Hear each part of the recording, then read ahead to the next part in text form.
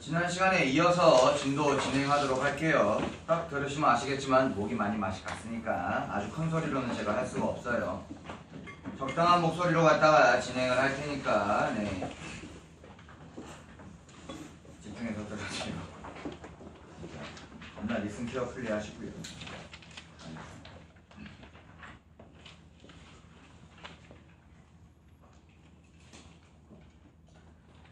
지난 시간에 이제 그 현대시 두 작품 진행을 했고요. 그 다음에 그 문제 한번 살펴보라고 했었는데 문제 같이 살펴보고 그 다음에 이제 계속 진도 진행할 수 있도록 하겠습니다. 어차피 이번 시간도 저고 다음 시간도 저 아닙니까? 아이 그렇지.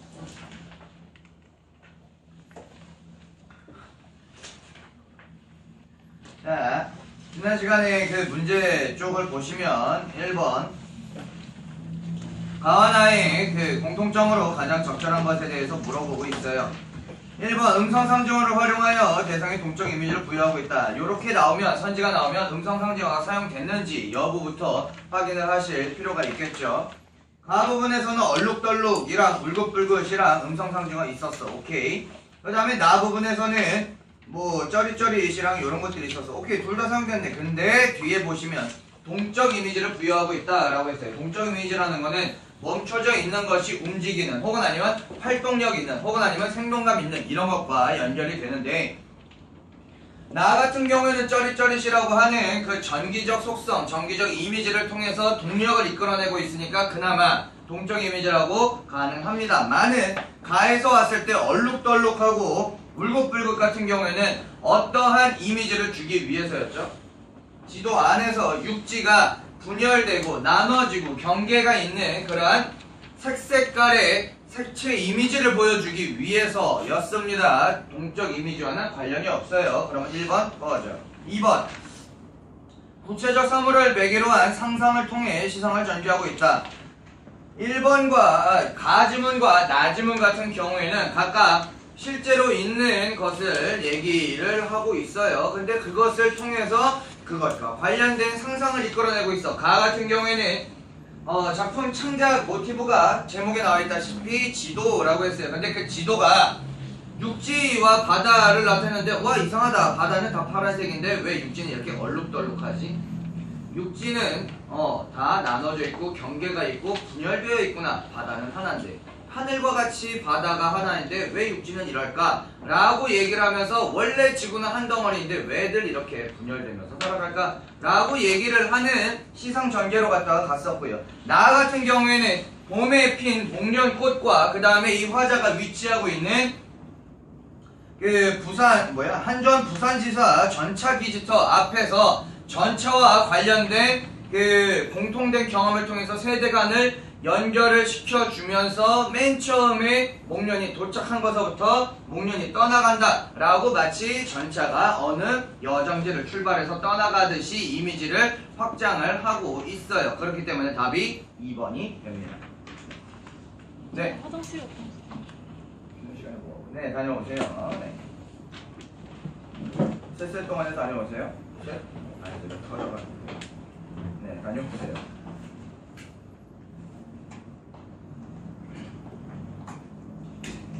방금 전에 한 대사는 되게 악당들이 많이 하는 대사인데 3살 동안에 도망칠 시간을 주지 그래놓고서는 셋 덕방 쏘는 그런 느낌이 듭니다.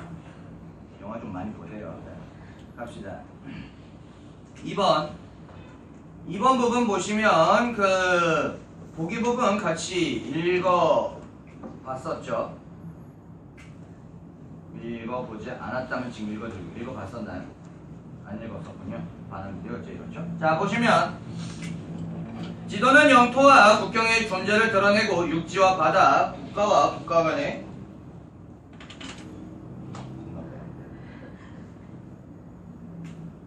진짜 화장실을 그냥 갔다가 온 거야?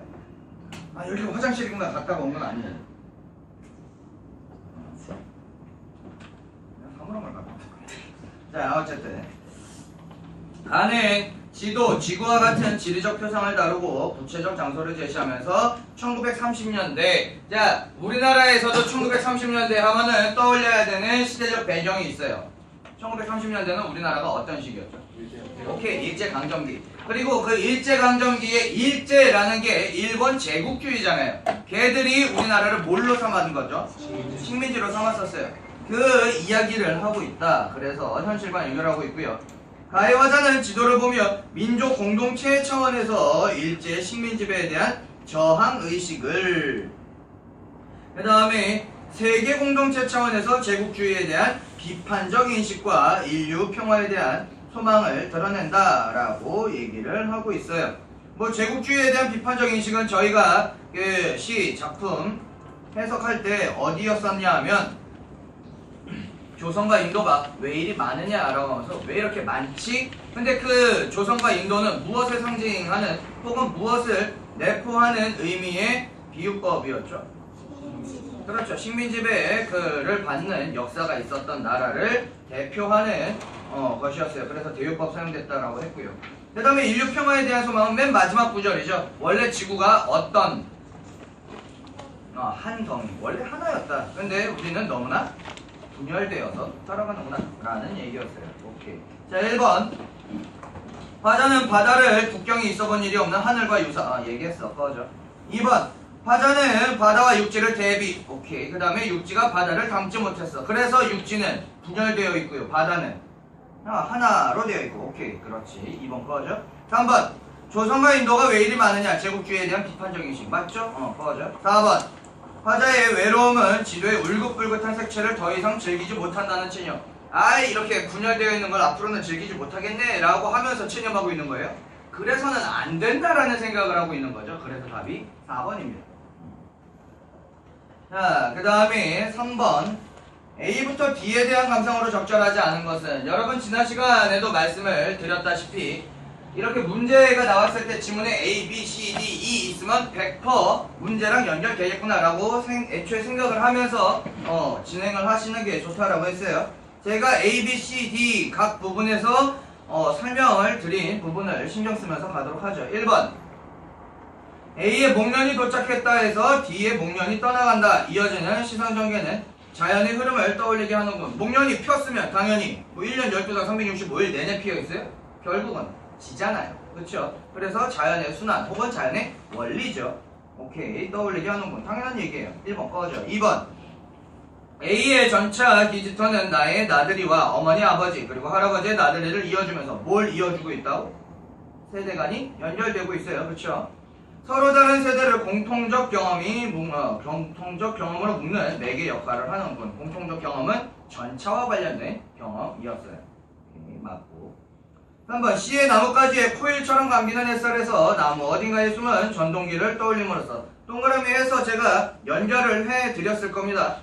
햇살이 나뭇가지에 코일처럼 감겨. 그래서 그 코일처럼 감긴 거를 어디로 이어지고 있냐면 전동기로 이어지고 있어. 자, 코일과 전동기는 전차를 움직이게 하는 동력원이에요. 근데 그게 햇살로부터 시작됐다라고 하는 걸로 봐서 동력원이 자연으로부터 온 자연의 생명력과 연결이 되는 이미지, 연결이 있다라고 했어요. 맞고. 4번. C의 하나만 남은 전차 바퀴에서 D의 한량, 불량 떠나가는 목련으로 이어지는 시상전개는 현대의 기계 문명에 의해 사라지는 자연물에 대한 안타까움을 드러내는 기계 문명 부정적인 내용이라든가 아니면 생명력이 사라진 그런 내용은 나온 적이 없어요. 답은 4번이 되겠습니다. 네. 넘어오시면 오늘 볼 작품은 4번에서 6번에 해당하는 정기용 작가의 유리창이라는 작품과 나이덕 선생님의 성느티나무라고 하는 작품이에요. 쭉 보면서 가도록 하겠습니다.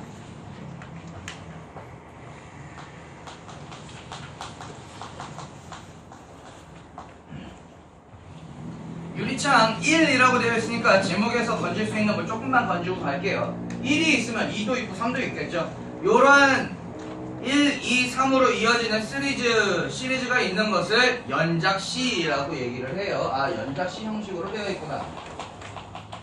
연작시라는 거는 하고 소재가 동일한데 하고 싶은 얘기가 많은 경우에 연작시로 갖다가 하게 돼요. 동일한 소재에서 다른 감정을 느꼈거나 아니면 그 감정을 조금 더 이어서 혹은 심화시켜서 혹은 아니면 환기시키면서 진행되는 시들입니다. 그래서 저 유리창이라는 소재를 가지고 지은 첫 번째 시다라고 보시면 돼요. 그 다음에 뭐 두 번째 시는 2가 붙을 거고 세 번째 시는 3가 붙을 거예요.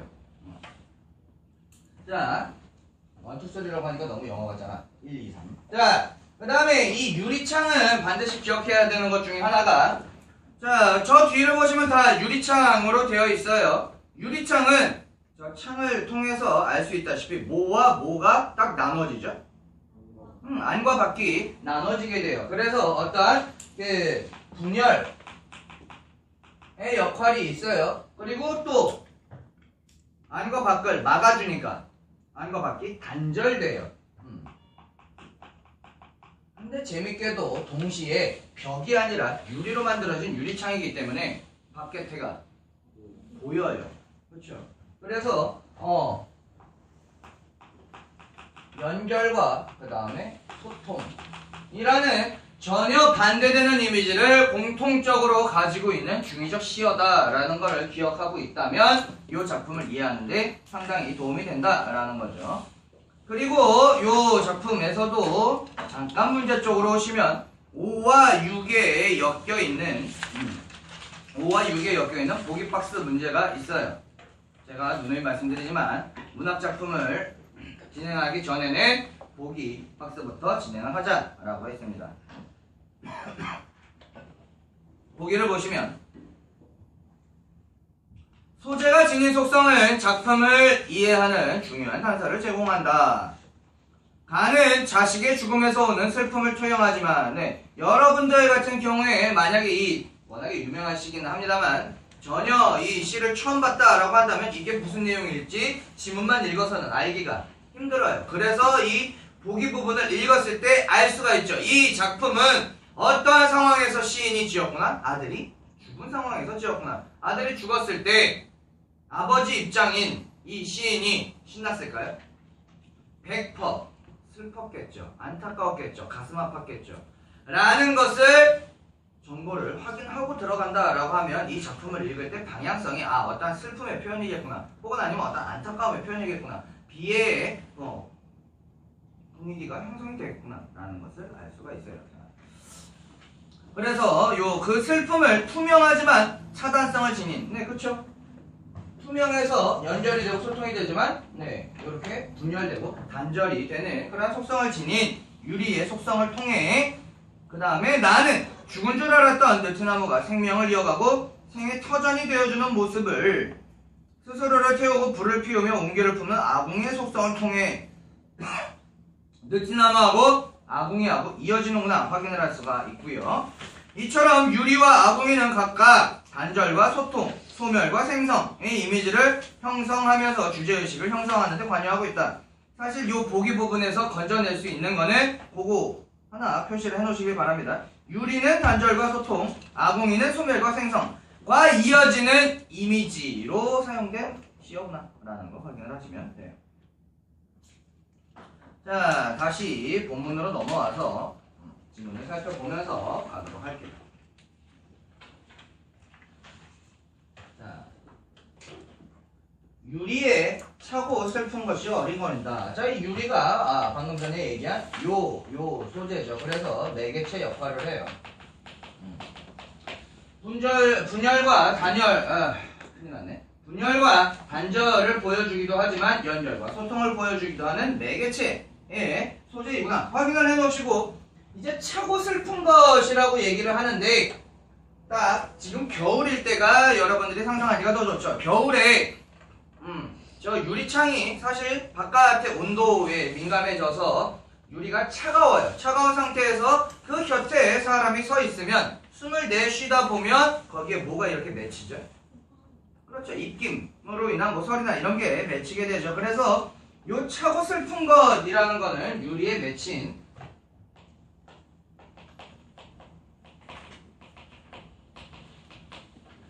입김을 일단 1차적으로 얘기를 해요. 근데 누구 입에서 나온 입김이냐면 아버지의 입에서 나온 입김이야. 근데 그게 자 봐봐. 아들이 죽고 나서 이제 약간 뭐랄까 허망한 허탈한 그런 마음으로 되게 안타깝고 슬픈 마음으로 있는 사람이 저 창문 곁에서 이러면서 했을까요?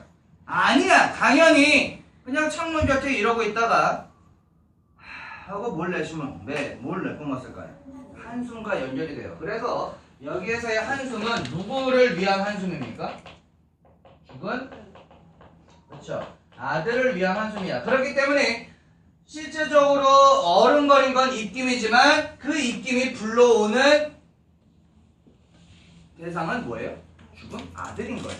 네, 그렇게 기억을 하시면 됩니다. 그 차고 슬픈 것이 어린거린다. 어른거리는 거예요. 그렇죠? 열없이 붙어서서 열없이라는 거는 이제 기운 없이 어쩔 수 없이라는 얘기인데 거기에서 뭘 알 수 있냐면 내가 뭐 해볼 수 있는 게 없어요. 그렇죠? 내가 뭐 네크로맨서도 아니고요. 그 다음에 뭐 내가 뭐 샤먼도 아니에요. 죽은 아이를 어떻게 할 수는 없어요. 죽은 아이를 잃어버렸다는 상실감의 표현이 여기에 드러나 있다라는 거죠. 열없이라는 표현이 상실감의 표현이다라는 얘기예요. 뭘 할 수 있는 게 없거든요. 열없이 붙어서서 입김을 흐리우니 저기 유리창에 이렇게 기대고 있어서 한숨을 푹푹 내쉬는 그런 모습이라고 보시면 됩니다. 길들은 양 엇날개를 파다버린다 라고 얘기를 하고 있어요. 자, 양 엇날개 표시를 해놓으시고 그게 어디에서 이어진 거냐면 요 차고 슬픈 것. 차고 슬픈 것을 뭐라고 표현하고 있냐면 양 엇날개라고 표현을 하고 있어요. 왜냐하면 여러분들 그 유리창에다가 입김을 허 불어보시면 그게 계속 그 모양 그대로 있던가요? 어떻게 돼요? 점점 사그러드는데 그것도 정확하게 여기에서 이렇게 되나요? 아니죠. 뭔가 어른거리면서 이렇게 되는데 그 어른거리는 모습을 마치 날개와 같다라고 표현했어. 근데 사실 날개라고 표현한 이유는 저 뒤쪽에 나오는 맨 뒤쪽에 잠깐 볼게요. 미리 스포를 하면 산새가 있어요. 산새와 연결을 하기 위해서 날개라는 이미지를 갖고 온 거야. 그래서 이 엇날개 같은 경우에는 입김과 산새의 모습을 연결해주는 연결고리 역할을 해요. 입김과 산새를 연결시켜줘요. 날개라는 시어를 통해서. 자, 그걸 파덕거린다. 지우고 보고 지우고 보아도 이 부분이 되게 슬픈 부분인데 그냥 한번 한숨 내쉬고 나서 아이고 뭐가 어른거리네 라고 하고 끝낸 게 아니라 계속 그 행위를 반복하고 있어요. 지우고 또 보고 지우고 또 보고 하는 이러한 반복적인 행위를 통해서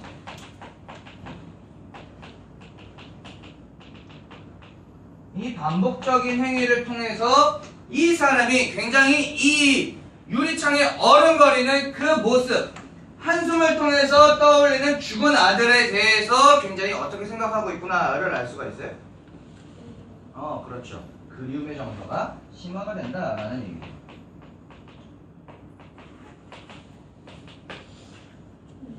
그러니까 그 유리창 앞을 떠나지 못하고 계속 지우고 보고 지우고 보고 하고 있는 거야. 왜? 죽은 아들과 만날 수 있는 유일한 시간이거든. 유일한 행위이거든. 오케이. 자, 그래서 새까만 밤이 밀려와 부딪히고 자, 이 새까만 밤 같은 경우에는 이제 시간의 경과를 얘기하기도 하고요. 동시에 이 새까만 밤이 환기하는 것은 뭐냐면 일단 밤, 게다가 새까만 밤이야. 뭐가 없어? 빛이 없어. 빛은 보통 이제 아침이 되면 뭐 이렇게 퍼지는 거고 그 다음에 빛이 퍼짐으로써 그동안 감춰져 있던 혹은 아니면 활동하지 않던 존재들에게 생명력을 이끌어내요. 그렇다면 어두운 밤은 생명력이 없는 거죠. 그렇다면 죽음을 상징해요. and 이건 좀 이제 물리학적이라고 거창하게 말할 것도 없습니다만 상식 수준이야. 지금은 밖에가 밝아서 창문을 통해서 밖이 내다 보입니다만 밤이 돼서 껌껌해지면 유리창 밖에가 보여요? 아니면 유리창에 비친 내 모습이 보이죠? 그렇죠? 맞아요. 안쪽이 보이게 돼요. 내 모습이 보였다라는 거 기억을 해두세요. 그래야 그 뒤에 뭐가 연결이 되느냐 하면 물 먹은 별과 연결이 돼요. 이게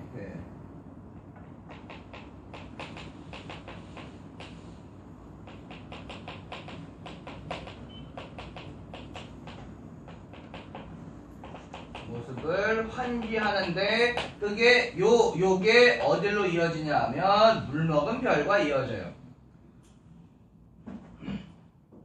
자, 이 물먹은 별은 이 밖에 검고 그 다음에 내가 유리창에 이렇게 기대어 서 있을 때 그 유리창에 비친 것 중에서 가장 반짝이는 곳이 어딜까요? 참고로 정지용 선생님은 대머리는 아닙니다. 그래서 머리가 빛났어요 그런 거 아니야. 자, 어디가 가장 빛납니까? 눈. 그리고 물먹은 별이라고 그랬으니까. 그렇죠. 눈물과 이어져요. 이 물먹은 별이라는 거는 눈물을 머금은 눈을 얘기해요. 화자의 눈을 얘기하죠. 그래서 눈물을 머금었다라는 거는 뭐 안구건조증 때문에 뭐 안약을 넣었을까요? 아니에요. 뭐와 연결이 돼요? 정서. 슬픔이죠. 슬픔, 뭐 비애, 뭐 이런 것과 연결이 됩니다. 그 물먹은 별이 반짝 보석처럼 bek힌다. 자, 이 보석은 조금 더 확장해서 제가 설명을 좀 드릴게요. 제가 지난 시간에도 얘기했다시피 저는 그 작품을 해석할 때 약간 TMI가 좀 있어요. 그래서 좀 더 확장된 설명을 드리는 경향이 있는데 일반적으로 그냥 보석이라고 한다면 되게 귀중한 것, 소중한 것 그렇게 볼 수가 있는데 이 보석 같은 경우에는 자, 아버지 입장에서 생각을 해봅시다. 아버지 입장에서 유리창을 볼 때 내 눈이 비추는데 내 눈을 아이로 보석과 같이 아름답다 이런 느낌으로 봤을까요? 이 보석과 같은 눈이 누구를 떠올렸을까요? 우리 아들이 내 눈과 되게 닮았었는데 내 눈이랑 닮았었는데 라고 하면서 이 보석은 누구의 모습을 환기시키냐면 죽은 아들의 모습을 환기시켜요. 이 보석이라는 건 죽은 아들의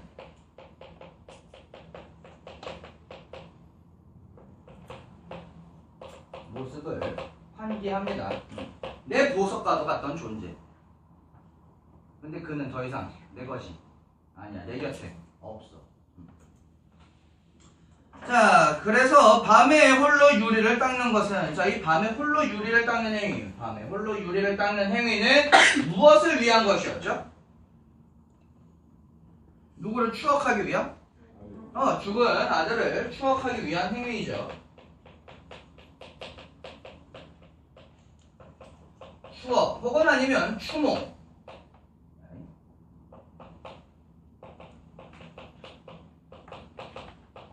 추모하기 위한 그러한 행위인 겁니다. 그래서 그 행위는 뭐라고 얘기하냐면 외로운 황홀한 심사예요. 이거 진짜 많이 나오는 표현이죠.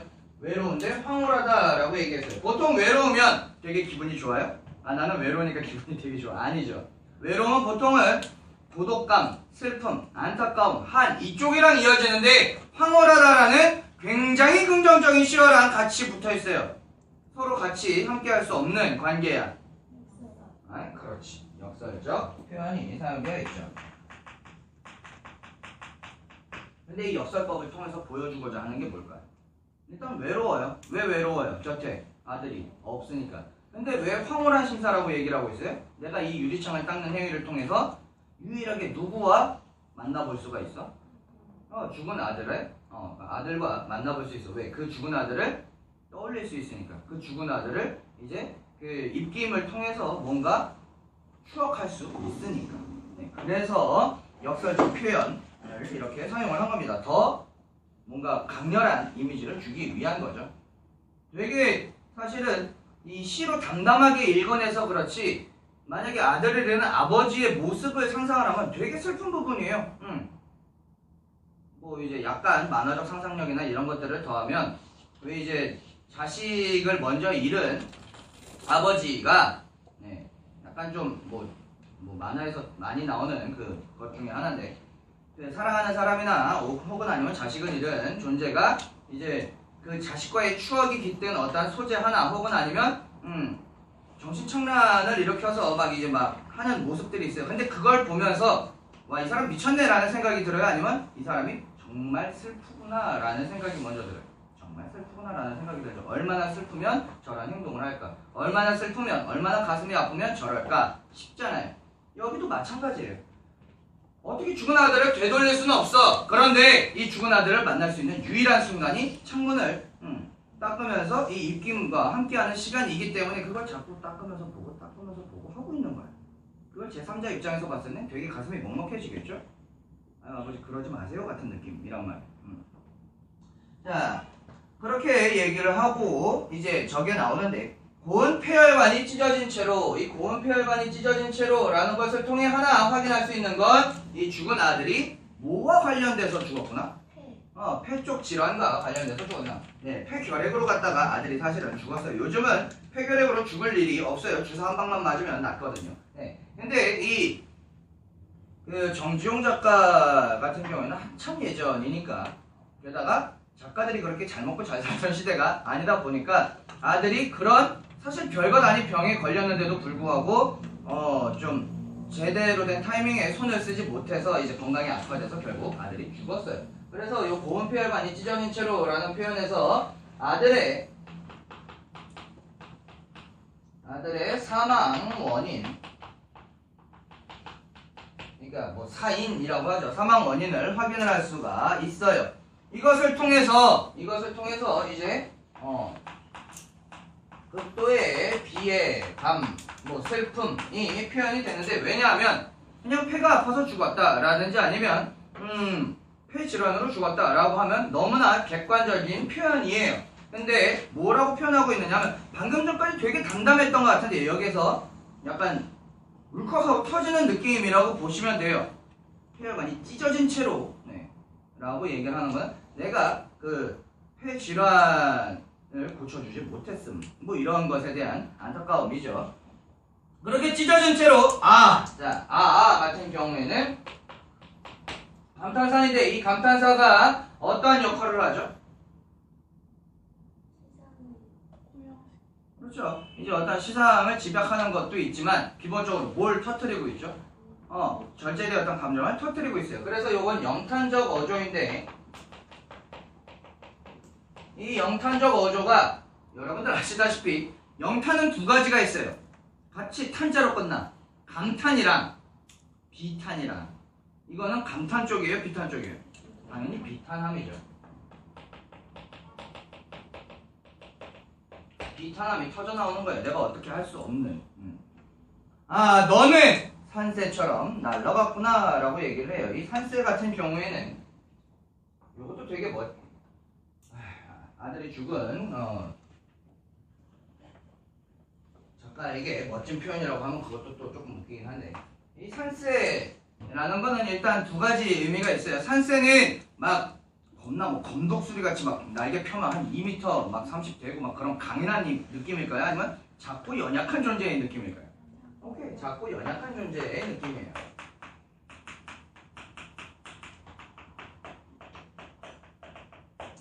덧붙여서 집에서 기르는 새가 아니야. 산새는 어때요? 자연의 존재이기도 하고, 우리가 이렇게 돌아다니다 보면 야생새들이 있어요. 비둘기 말고. 자, 어쨌든 야생새들이 있어요. 야생새들 같은 경우에는 사람과 늘 함께 있나요? 아니면 사람이랑 있는 것 같다가도 어느 순간 다 가버리나요? 다 가버리죠. 그걸 얘기를 해요. 너는 산새처럼이라는 얘기는 내 곁에 계속 머물러 있는 집새처럼 있었으면 좋았을 텐데 어떻게 해버렸어? 산새처럼 가버렸다라고 얘기해요. 내 곁을 떠나버렸다라고 얘기를 하고 있어요. 그래서 잠시 머물다가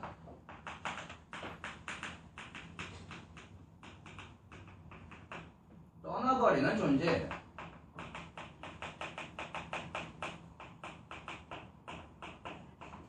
그래서 여기에서도 뭐가 드러나? 내 곁에 머물지 않고 어떻게 돼버렸구나, 아들이? 죽어서 곁을 떠나버렸구나 라는 느낌까지 언급이 되고 있어요. 그 다음에 날아갔구나 라고 느낌표로 끝나고 있어요. 여기도 날아갔다 같은 느낌이에요? 아니에요.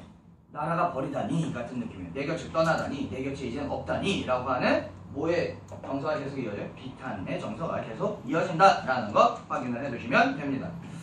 전반적으로 느낌이 어떠한 정서가 기반이 되어 있는 작품이죠? 어떠한 정서가 기반이 되어 있어요? 슬픔이에요. 슬픔, 비통함, 비애, 애통함 이런 것. 그거 기억을 해두시면 되고, 자 이번에는 나이덕 작가님의 성느티나무를 보도록 할게요.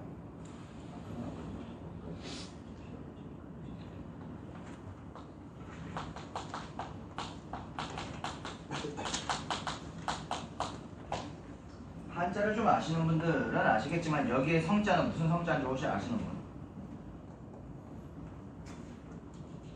그렇죠. 여기서의 성은 세인트를 얘기를 해요. 성스러운. 그래서 뭐 약간 기독교식인데 뭐 성바로라든지 아니면 뭐 성베드로라든지 뭐 이런 식으로 갖다가 되잖아요. 그래서 이 느티나무의 속성에 무엇을 부여하고 있는 거야? 성스러움을 부여하고 있는 거야. 근데 그 성스러움의 이유가 보통 뭘까요? 보통 성스러운 존재들은 어떠한 것을 기반으로 하고 있냐면 자기의 무엇을 아끼지 않아? 목숨이나 생명을 아끼지 않아. 근데 그렇다고 해서 뭐 자살 중독자냐? 아니 그게 아니라요. 자신의 한 몸, 그 생명을 아끼지 않고 무엇을 하는 모습을 가지고 있어요? 남들에게 베풀어주는, 그렇죠. 혹은 아니면 남들을 위해 희생하는, 그렇죠. 네. 이 성 부분은 자기 희생적 면모가 있구나라는 것까지 여러분들이 확인을 해 두셔야 되는 거예요. 그리고 나서 이 느티나무는 관찰 대상이 되겠죠. 정확히 얘기하면 그냥 메인 소재가 라고 봅시다. 시의 메인 소재입니다. 관찰 대상이자 메인 소재예요. 저 느티나무를 굉장히 자기 희생적 면모를 지닌 성스러운 존재로 언급을 하고 있는 겁니다. 왜 그럴까 보시면 되겠죠.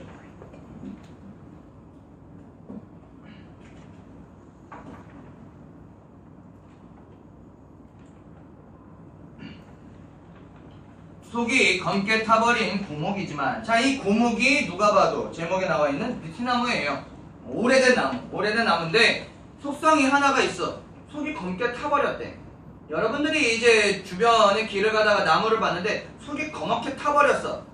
그랬을 때에 그 나무를 보고 보통 드는 생각은 아이고 나무가 썩었네 혹은 아니면 죽었네 라고 생각을 할 거예요. 그렇죠. 그런데 이 속이 검게 타버린 고목, 죽은 것처럼 보이는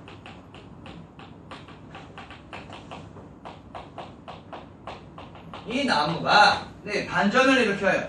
청년덕산리 느티나무, 이 청년덕산리라는 것을 통해서 되게 구체적인 지역명이 나왔는데 어떤 사실성을 높이기 위해서도 그렇습니다만은 여기에서는 뭐랄까 실제적인 그 지명을 사용함으로써 저걸 높이고 있어요. 저 뭐라고 하지? 순간 단어 생각. 아니요 향토 아닙니다. 향토적인 게 아니라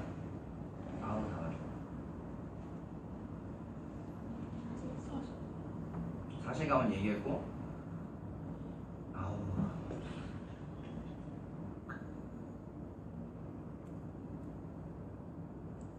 이따가 다시 얘기하도록 할게요. 와이씨 여기 한 번 단어가 막히면 이렇게 기억이 잘 안 나네요.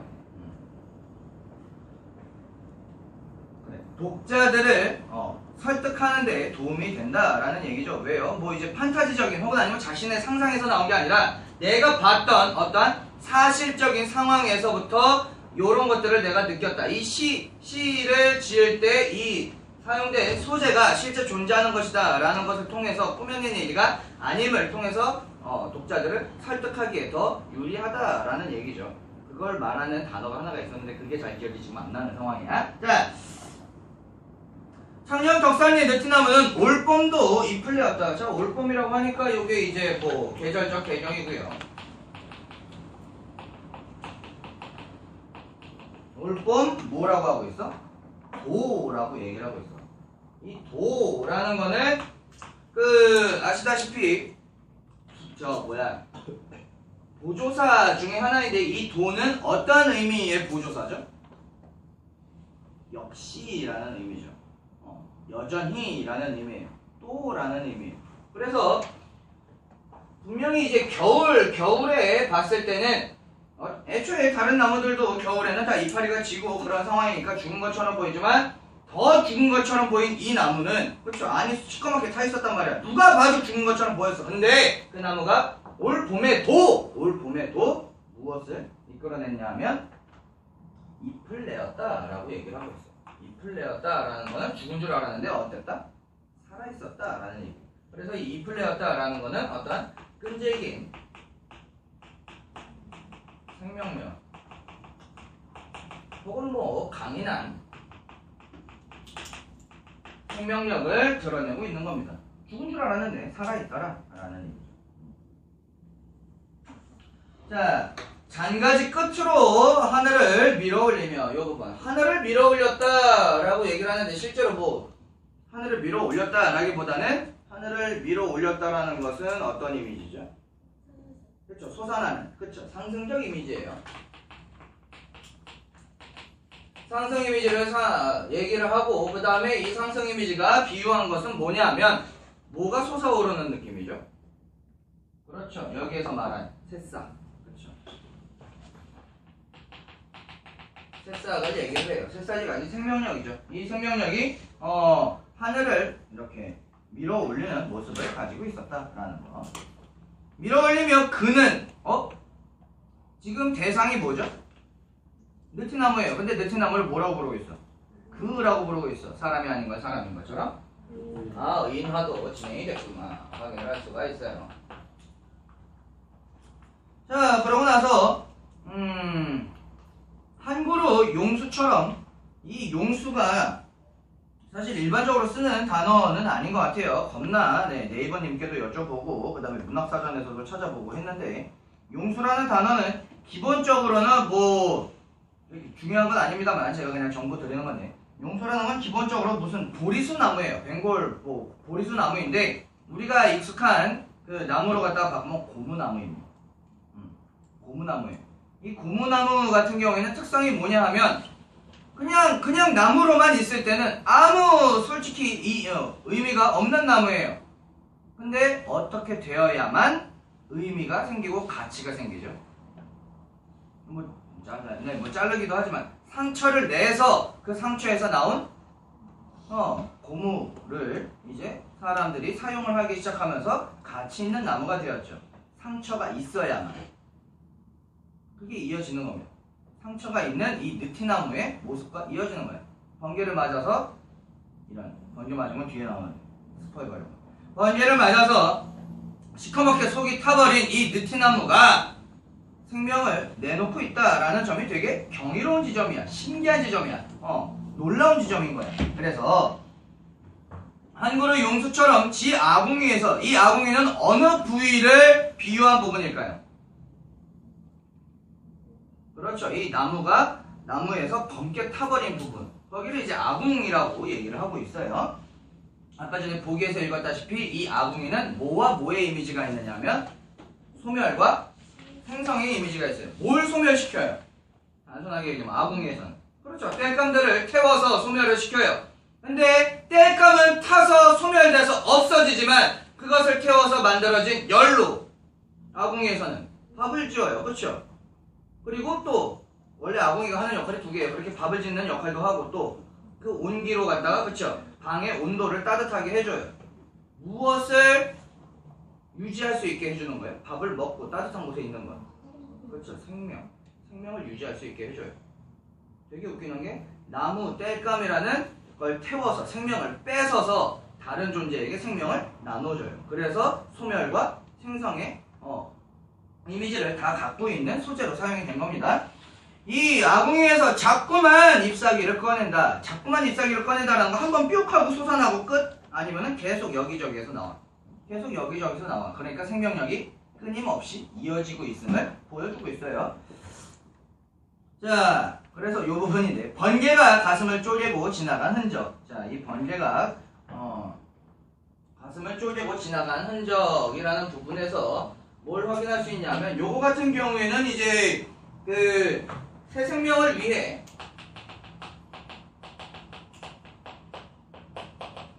위에서 이 나무가 어떻게 한 거야? 번개를 맞았어도, 번개 맞았으니까 죽어야지 하고 죽은 게 아니라, 번개를 맞았어도 다음 해에 새 생명, 새싹을 일궈내기 위해서 이거를 참아냈잖아, 견뎌냈잖아, 이겨냈잖아.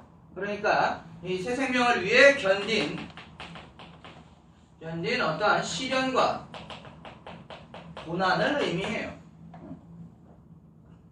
요 시련과 고난이 그런 걸 안고 있으면서도 저렇게 눈부신 잎을 피워내다니 라고 얘기를 하고 있어요. 와, 저렇게 눈부신 잎을 피워내다니 라는 부분에서 화자의 어떠한 태도가 드러나고 있어요? 화자에 화자가 그걸 보면서 와 어떻게 저렇게 놀라운 잎을 표현할 수가 있지? 라고 하면서 그렇죠. 이게 영탄적, 이쪽도 영탄적 어조예요. 근데 우리가 앞에 살펴본 그 유리창에서의 영탄적 어조는 비탄함이었다면 여기에서는 여기에서는 강탄이에요. 오케이. 그거 정도 차이도 기억을 해 놓으시면 좋겠죠? 자, 시커먼 아궁이 하나 들여놓고 이 시커먼 아궁이는 계속 얘기하지만 이 느티나무에 있는 번개 맞아서 시커매진 그 부분을 얘기를 해요. 아궁이 하나 들여놓고 그는 오래오래 제 살을 다려서 내놓는다. 자, 이 부분. 자기 살을 다려서 내놓고 있어요. 자기를 뭐 하고 있어? 그렇죠. 이게 자기 희생의 이미지가 있는 부분입니다.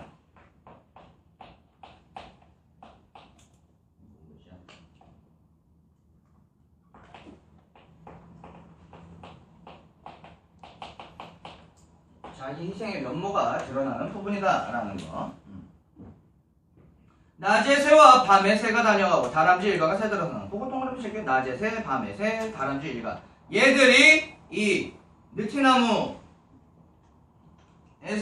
무엇을 이어나가는 존재들이죠? 삶을 이어나가는 존재들이야. 그쵸? 그렇기 때문에 이 느티나무는 자기가 죽어가는 모습을 갖고 있음에도 불구하고 다른 생명들을 어떻게 해줘요? 보호해주기도 하고 또 이렇게 뭐 하죠?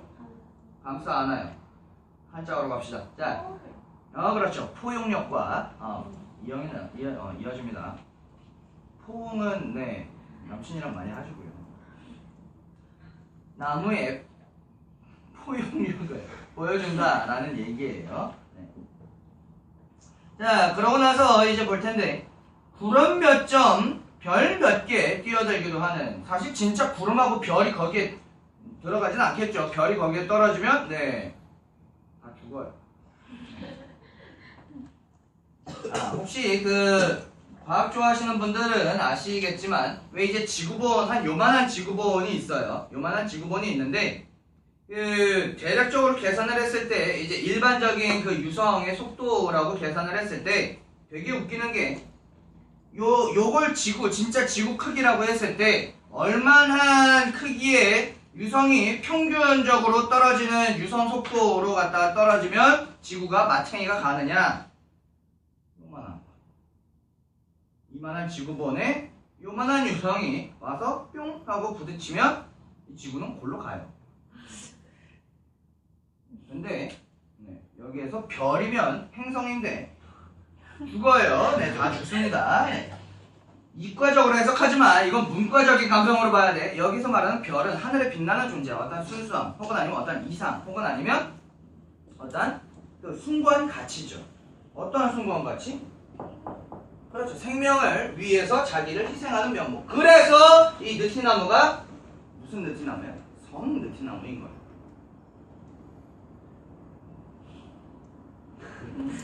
잠깐만 쉬었다가 진행을 하도록 할게요. 사실 이게 조금 중요한 부분이라서 설명이 길어질 텐데 지금 쉬는 시간을 뺏으면 후대탑에 관할 것 같습니다. 쉬었다가 진행을 하도록 합시다.